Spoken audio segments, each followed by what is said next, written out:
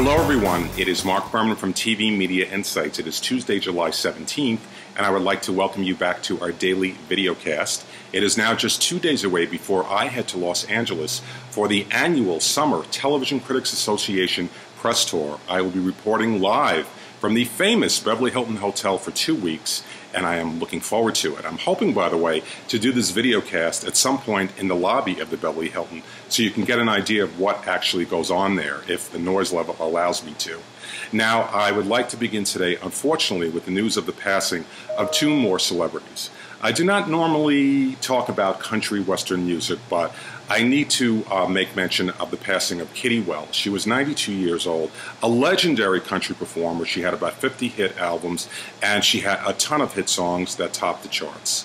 Moving to television, William Asher. He was a legendary director, producer, and screenwriter. He got his start in the business with early sitcom Our Miss Brooks with Eve Arden, moved over to Isle of Lucy, stayed with the sitcom for 5 seasons and about 100 episodes.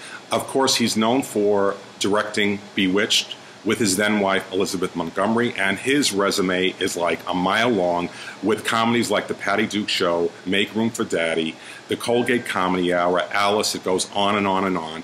William Asher was 90 years old. Rest in peace, Kitty Wells and William Asher. Now let's go to Good Morning America on ABC versus The Today Show on NBC. Based on the live plus same-day ratings for the week of July 9th, this was the first full week of Savannah Guthrie sitting in as, or being, their new co-host on Today. Good Morning America beat The Today Show with its biggest advantage in 17 years. GMA averaged 4.57 million viewers. Today Show had 4.21 million. Today inched past GMA among target adults 25 to 54, but GMA had its best competitive position in the demo also in 17 years. The moral of the story is sometimes it's better off leaving well enough alone. And removing Ann Curry from Today the way they did, I do not think is going to help that show. It reminds me of way back when Jane Pauley exited Today in place of, or in favor of Deborah Norville. So I will keep you updated as the weeks progress. Right now, I think Today could be in a little trouble. Now, in terms of Good Afternoon America, I received a few emails. People are asking, do I have total viewer numbers for that first week? No, I don't yet. It should be coming in later in the week.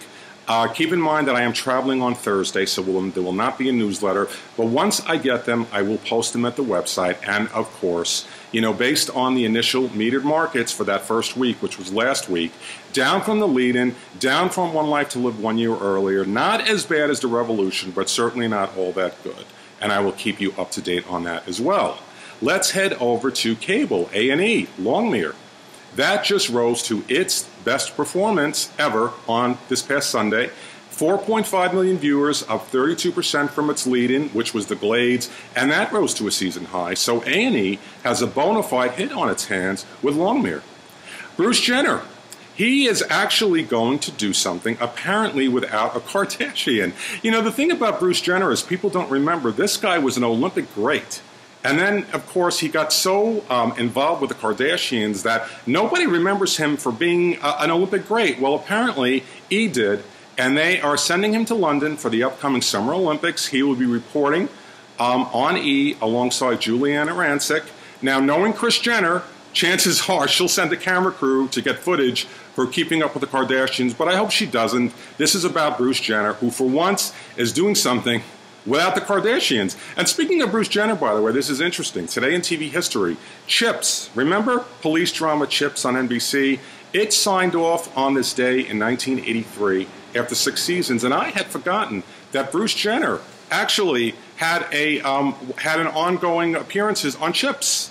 So yes, Bruce Jenner did have a career before the Kardashians. Let's talk about Two Broke Girls for a second. I watched it last night. I didn't watch it all that much during the regular season because I am a fan of Dancing with the Stars, but now it's the summer, I'm looking for other things.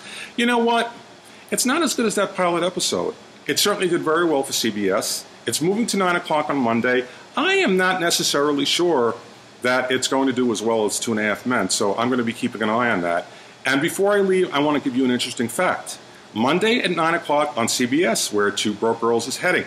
With the exception of one fall season when CBS aired a movie, The network has always run a comedy in the Monday 9 p.m. half hour ever since I Love Lucy back in 1950. That's a long time. And that is our video cast from TV Media Insights. I want to thank you for joining me, and I will be back with more news about my favorite medium, television, tomorrow. Signing off, Marc Berman.